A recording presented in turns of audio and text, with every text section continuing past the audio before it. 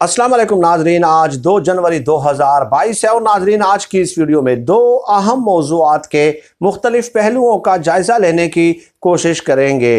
नाजरीन, साल के आगाज़ में ही एक बड़ी ब्रेकिंग न्यूज़ सामने आई है और वो न्यूज़ नाजरीन ये है कि नवंबर 2022 में जनरल बाजवा साहब की मुद्दत मुलाजमत पाया तकमील तक पहुंच रही है। चुनाचे हर तरफ से ये चेमगोइयां शुरू हो गई थी कि आया जनरल बाजवा साहब इस बार एक बार फिर एक्सटेंशन लेंगे या नहीं लेंगे।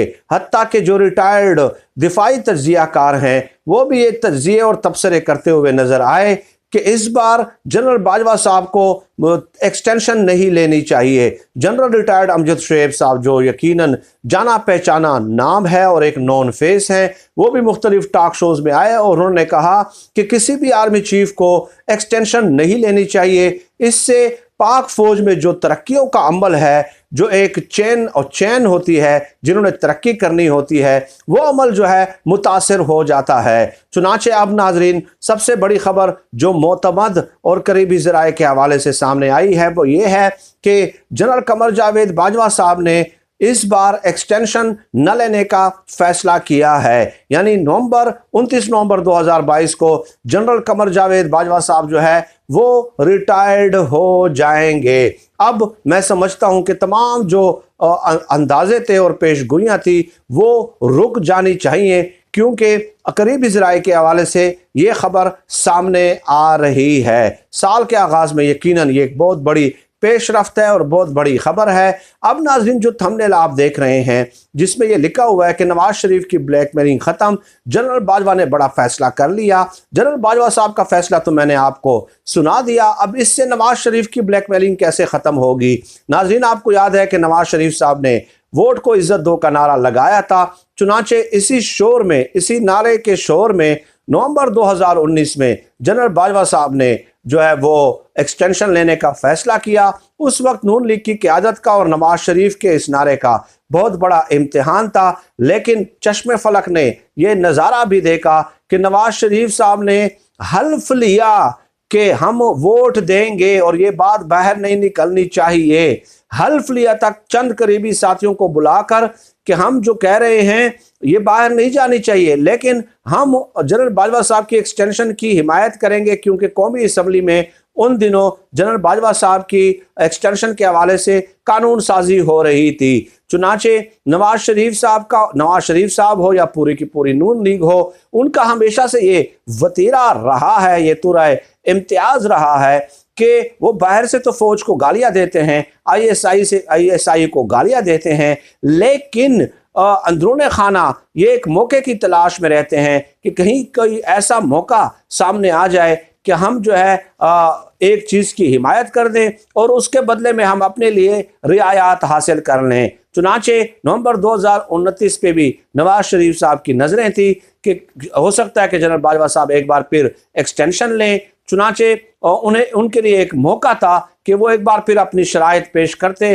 अपने लिए रियायत तलब करते, लेकिन जनरल बाजवा साहब के इस एक फैसले से नवाज शरीफ साहब की ब्लैकमेलिंग का यकीनन जो है वो खात्मा हो गया है। और ये यकीनन इस साल के आगाज़ में ये बहुत बड़ी पेशरफ्त है, बहुत बड़ी खबर है और बड़े दूर रस असरात इसके मुरतब होंगे। और मैं ज़ाती तौर पे समझता हूँ कि आर्मी चीफ को किसी भी कीमत पे जो है वो एक्सटेंशन नहीं लेनी चाहिए। हमारे पड़ोसी मुल्क में भी यही रिवायत है कि आज तक किसी आर्मी चीफ ने मेरे ख्याल में कोई एक्सटेंशन नहीं ली है। अगर जनरल बाजवा साहब के बारे में जो कानून साजी हुई थी नवंबर 2019 में, आपने देखा था कि सुप्रीम कोर्ट में भी धुआंधार समाअतें हुई थी सुप्रीम कोर्ट में, और उसके बाद सुप्रीम कोर्ट ने मामला रेफ़र कर दिया था, जो है वो पार्लियामेंट को रेफ़र कर दिया था। और उसके बाद जो है जो कानून साजी हुई है उसमें ये लिखा हुआ है कि 64 ईयर्स तक वो अपना काम जारी रख सकते हैं। 29 नवंबर 2004 तक जो है जनरल बाजवा साहब की जो उम्र है वो 62 साल हो जाएगी। चुनाचे अगर वो चाहें तो 2 साल मजीद जारी रख सकते हैं, लेकिन उन्होंने ये फैसला कर लिया है। करीबी ज़राए के हवाले से ये खबर है, तो ये बहुत अच्छी बात है, पॉजिटिव और कंस्ट्रक्टिव बात है। और इसी से ही फ़ौज का जो इमेज है वो मजरूह होने से बच जाएगा और उसका जो डिसिप्लिन है वो मेंटेन रहेगा।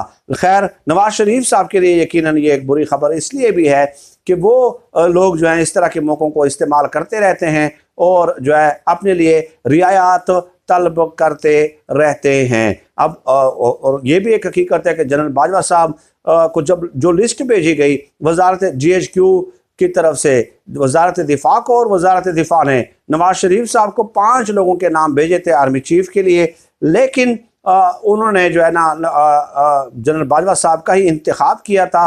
तो ये नवाज शरीफ साहब का भी एक अलमिया रहा है सियासी तारीख पे, अगर आप उनके नज़र दौड़ा लें कि वो जिस शख्स को भी लगाते हैं हमेशा उसी के मुखालिफ हो जाते हैं। ये भी नवाज शरीफ साहब का बजाते खुद एक बड़ा अलमिया रहा है। अब नाज़रीन दूसरी खबर पे आते हैं।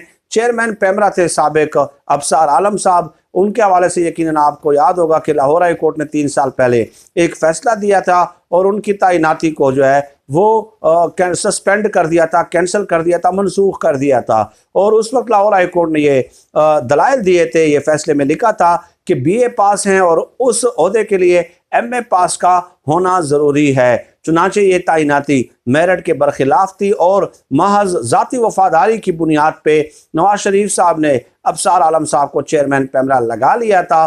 तो अब पैमरा की तरफ से उन्हें एक नोटिस जारी हुआ है कि पैमरा से आपने जितनी मराहत और तनख्वाहें वसूल की हैं वो पैमरा को वापस लौटा दी जाए, क्योंकि आपकी तकर्री जो है वो गैर कानूनी डिक्लेयर हो चुकी है। चुनांचे नाजरीन अफसार आलम साहब ने जब तक चेयरमैन पैमरा थे 5 करोड़ रुपए जो है वो पैमरा से तनख्वाह की मद में वसूल किए हैं। अब देखते हैं कि इस हवाले से क्या वो पेशरफ्त होती है और आया वो पैसे वापस करने के लिए तैयार और रजामंद होते हैं या नहीं होते। लेकिन मेरा तो गालिबन ख्याल यही है कि वो अदालत चले जाएंगे और अदालत में एक केस जो है एक तवील शक्ल इख्तियार कर लेगा, समाअतें दर समाअतें होंगी। ये बज़ाहिर तो पाकिस्तान के निज़ाम को देखते हुए मुमकिन नज़र नहीं आता, लेकिन इससे आपको अंदाज़ा हो जाना चाहिए कि किस तरह मेरिट की धज्जियाँ बखेर दी गई और किस तरह महज ज़ाती वफादारी की बुनियाद पे एक शख्स को लगा दिया गया और 15-16 लाख उनकी तनख्वाह रख दी गई। तो ये बज़ात खुद एक अफसोसनाक इक़दाम है और जिससे ये साबित होता है कि इन रियासती इदारों के कमज़ोर करने का सबसे बड़ा जो एक फैक्टर है और सबसे बड़ी जो एक वजह है वो यही है कि अपने ज़ाती वफादारों को लगाओ और उनको भी जो है ना लूट मार पे लगा दो। कमीशन और किकबैक्स आप भी लेते रहें, वो आपकी वफादारी का दम भरते रहें, तनख्वाहें 15-15, 20-20 लाख लेते रहें, 2-2 लाख के देसी वियाग्रा जो है वो ख़रीदते रहें। अताउल्लाह कासमी साहब के बारे में ये सुप्रीम कोर्ट में जब केस की समाअत हो रही थी तो ये इंकशाफात सामने आए थे। तो ये एक काबिल मज़म्मत इक़दाम है और ये 2 खबरें थी नाज़रीन जो आज आपकी खिदमत में पेश करना ज़रूरी समझा। अल्लाह पाक से दुआ है कि अल्लाह पाक हम सबको खल्क़ खुदा के लिए आसानियाँ पैदा करने की तौफ़ीक़ अता फ़रमाए। आमीन या रब्बिल आलमीन।